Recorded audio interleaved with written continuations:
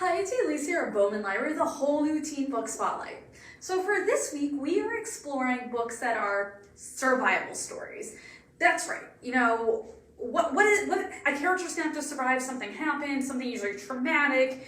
What are they gonna do? How are they gonna respond to this? How are they going to actually get out of this situation alive? Now, what I love about survival stories is a lot of times when I start reading one, I can't help but wonder, what would I do if I was in this type of situation? And we have 6 that are all completely different that will have you asking yourself the same thing. So let's get started. Our first one is the grace year. Now, growing up in Garner County, Tierney knows that she's approaching what's called her grace year. That's when all 16-year-old girls are then sent to this isolated compound where they are going to purify the magic that they hold, and it's this magic that can manipulate men. So they're sent away and they're going to come back in a year, and this isn't going to be an issue anymore. Now, when they do return, and again, it's not an issue anymore, they're either going to get married or they're not going to get married. And if they're not going to be married, then they are going to then be forced to do manual labor for the rest of their lives. They get engaged right when they're getting ready to leave the grace for their grace year. And Tierney does not want to get married. So she's stunned when she gets engaged on this date right before she's supposed to leave. And they go and they have no idea what they're going to encounter because none of the other women in this village, town, county talk about their grace year.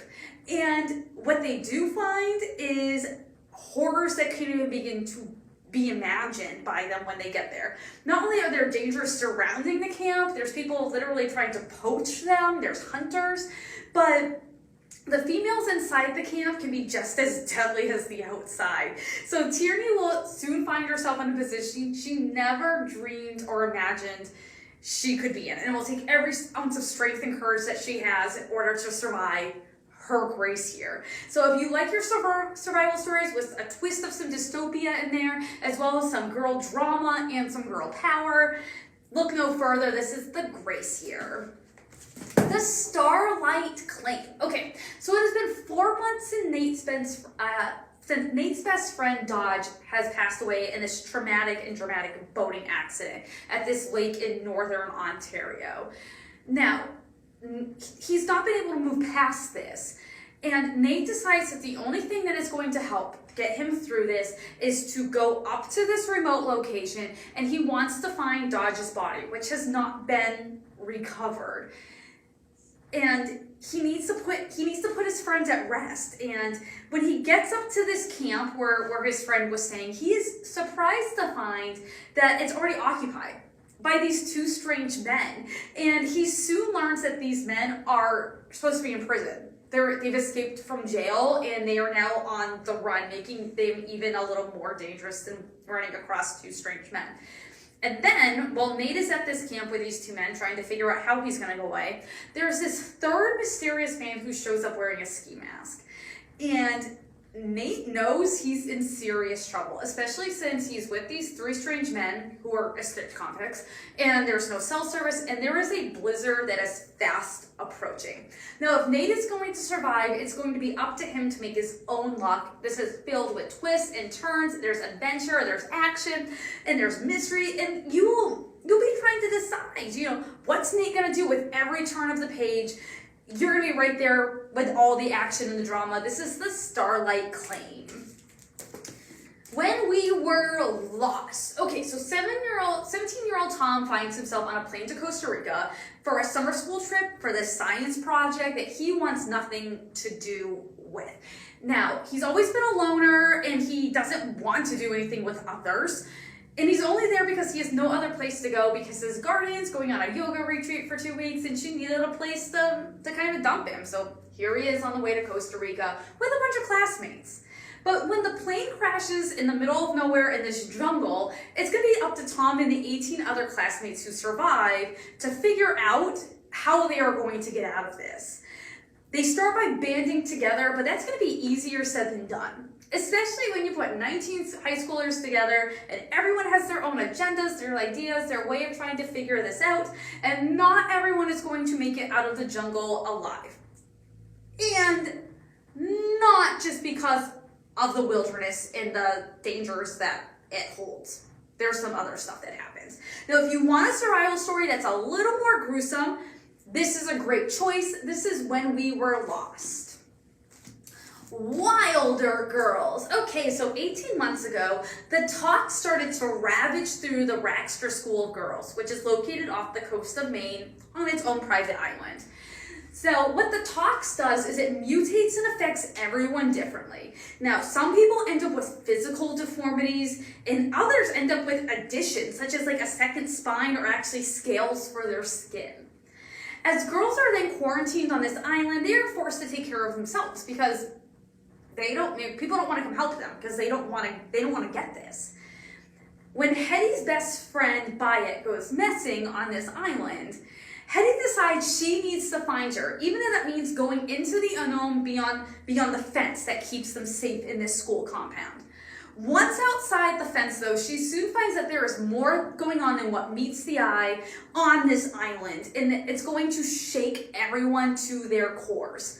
Now, beware, there are some scenes of some graphic violence, including some self-mutilation, but if you love science fiction, dystopian, and you want a good survival story mixed in, you will love Wilder Girls. The speed of falling objects. Okay, growing up, Danger Danielle Warren, who goes by Danny, doesn't want to be called Danger, goes by Danny, she did not have it all that easy growing up. When she was young, she was 7, she lost an eye in a childhood accident, so she's blind in one eye. She has a plethora of fears from heights to snakes. And to top it off, there's her estranged father, who is this famous reality TV host for this survival show series that he has. For her 17th birthday, her father reaches out to her and invites her to join him in the Peruvian rainforest for an episode of his survival reality TV show. And she jumps at the chance because she wants to get to know him better. Now, it is on their way to Peru that she and everyone else on the plane ends up in the midst of this violent storm and the plane crashes. And soon Danny finds herself with her father and this group of strangers, including Gus Price, who is the hottest teen movie star on the planet at the moment.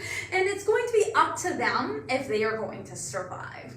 This novel is all about Danny not only discovering herself, what she's capable of doing, what her strengths are, how strong she actually is, and what she's capable of accomplishing, but it's also about learning about her parents and the limits they have as well, because she is going to see her father in a different light through this whole situation.